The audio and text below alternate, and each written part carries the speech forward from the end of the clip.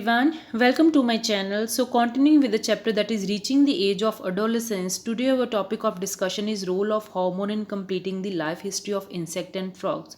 जैसे कि हमने पिछली वीडियो में जाना कि हमारी बॉडी में जो बहुत सारा काम है जो हार्मोन्स द्वारा किया जाता है, जो कि हमारी बॉडी में डिफरेंट काइंड्स ऑफ चेंजेस लेके आती हैं। इसी तरीके से ये जो हार्मोन होते हैं इंसेक्ट और फ्रॉग में भी जो है रोल प्ले करते हैं। जैसे कि आपने ग्रेड 7 में पढ़ा होगा कि कैसे जो कैटरपिलर है वो एक अडल्ट मॉथ के साथ में जो कन्वर्ट होता है। तो कैटरपिलर जो होता है लार्वा होता है सिल्क मॉथ का, राइट। जैसे कि फ्रॉग का लार्वा होता है टेडपोल। तो पिछले चैप्टर में हमने ये जाना था that is reproduction of animals में हमने ये पढ़ा था कि कुछ जो ऑर्गेनिज्म है जिनके यंग वन होते हैं, जिनके बच्चे होते हैं, वो अडल्ट फॉर्म के साथ रिजेंबल नहीं करते हैं। तो उनके लिए क्या होता है कि उनको जो है बहुत सारी स्टेजेस के थ्रू गुजरना पड़ता है। ऐसी हम चीज़ों को जब तक जो कैटरपिलर अडल्ट फॉर्म में नहीं कन्वर्ट हो जाता, they have to undergo a phenomenon that is called metamorphosis, right. So आज हम इन्हीं के बारे में बात करेंगे। Similarly the tadpole become through certain stages to become a frog. जैसे कि हमने पिछले चैप्टर में पढ़ा था कि फ्रॉग को भी टेडपोल को फ्रॉग में कन्वर्ट होने के लिए various kinds of changes they have to undergo. So this change from larva to adult is called metamorphosis. So but this in word that is metamorphosis, this is very important. So the adult जो है larva है to it is a changes like which the larva has to go to turn into adult, right. So metamorphosis जो insect में होती है वो भी control की जाती है बाय इंसेक्ट हार्मोन। जैसे कि हमारा रिप्रोडक्शन जो इन द टीन एजर जो कुछ चेंजेस आती हैं बॉयज़ और गर्ल्स में that are brought by the hormones, उसी तरीके से जो है एक लार्वे को अडल्ट में कन्वर्ट करने के लिए वहाँ पे भी जो है कुछ इंसेक्ट हार्मोन्स रोल प्ले करते हैं। In a frog it is controlled by thyroxine. तो जो फ्रॉग है उसमें ये थायरॉक्सिन द्वारा जो कंट्रोल की जाती है the hormone produced by the thyroid.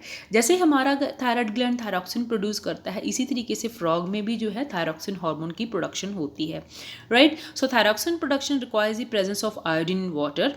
If the water in which the tadpoles are growing does not contain sufficient iodine, the tadpoles can not become adult. So this is also very very important. This has been asked in the number of MCQs and short notes and 1 mark of fill up and true false.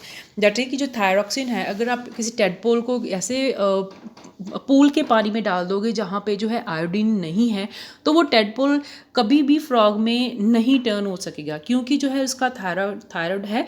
Thyroid के function के लिए हमें क्या चाहिए? Iodine. जब iodine ही नहीं है तो थायराइड प्रॉपर फंक्शन नहीं करेगा। जब थायराइड प्रॉपर फंक्शन नहीं करेगा तो उसका जो ग्लैंड है थायरॉक्सिन हार्मोन नहीं बनाएगा। तो इसलिए जो फ्रॉग है, जो टेडपोल है, वो कभी भी एडल्ट फॉर्म में नहीं बन पाएगा। Now, if people do not have enough iodine in their diet, will they get goiter caused by lack of thyroxine?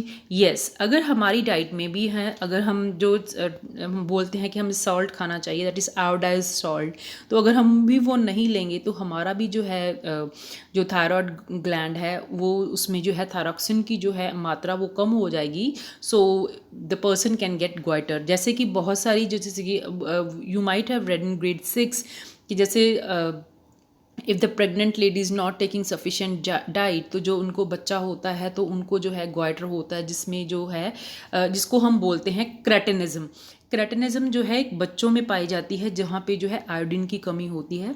तो जो गोइटर है वो एक अडल्ट फॉर्म में पाई जाती है जब उनका जो थायराइड ग्लैंड स्वेलअप हो जाता है, जिसकी वजह से उनका गला सूजा सूजा लगता है, राइट।